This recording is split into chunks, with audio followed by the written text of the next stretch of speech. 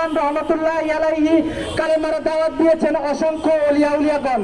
এই বাংলার জমিন বাইজিদ বোস্তামির জমিন, এই বাংলার জমিন শাহজাহান বাগীর জমিন। আজকে শাহজাহান বাগী এমন একজন আল্লাহর ওলি ছিলেন যে কিনা তাফসীরে কোরআন লিখে গিয়েছেন। বাংলার জমিনে শাহজাহান বাগী এমন একজন আল্লাহর ওলি ছিলেন যে কিনা মুক্তিযোদ্ধা ছিলেন।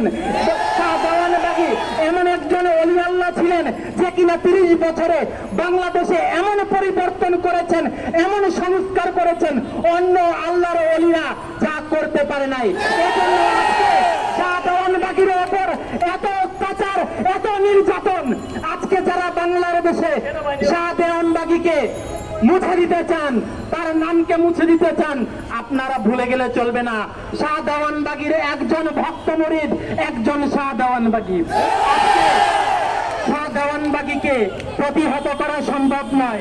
যারা শাহজাহান বাগীকে প্রতিহত করতে চান, আমি বিশ্বাস করি তারা মুক্তিযোদ্ধার চেতনাকে প্রতিহত করতে চান। যারা শাহজাহান বাগীকে প্রতিহত করতে চান, আমি বলতে চাই তারা সেনাবাহিনীকে প্রতিহত করতে চান। কারণ শাহজাহান বাগী শুধু সে দেওয়ানবাগী ছিল না, সে এমনই দেওয়ানবাগী ছিল, সে মুক্তিযুদ্ধের সময় তার অক্লান্ত পরিশ্রমের কারণে দেশ স্বাধীন হয়েছে।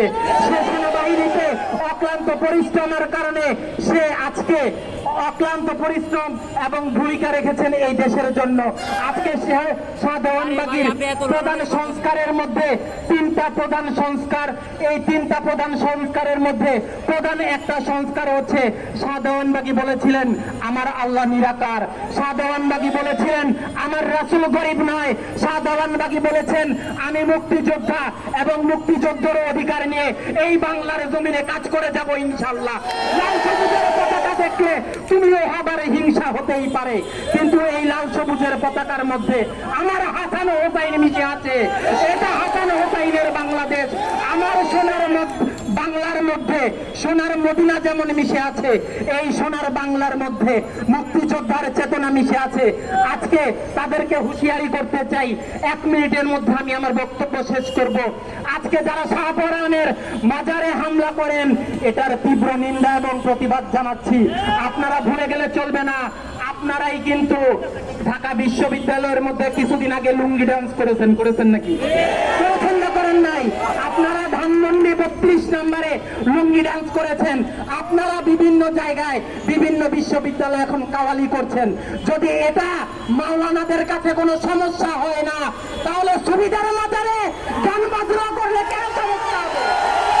আজকে আমি জোরালো ভাবে বক্তব্য দিতে চাই।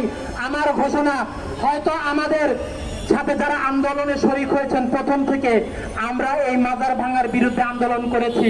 আজকে হিয়াজুরি মঈনুদ্দিনের বাসভবন ভাঙা হয়েছে, তার মাজার ভাঙা হয়েছে, এর তীব্র নিন্দা এবং প্রতিবাদ জানাচ্ছি।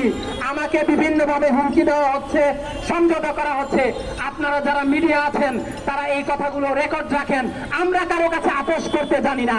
সেই উপদেষ্টার কারণে, সেই উপদেষ্টার আমলে হিন্দুরা তাদের মত প্রকাশ করতে পারে না, সুফিরা তাদের মত প্রকাশ করতে পারি না।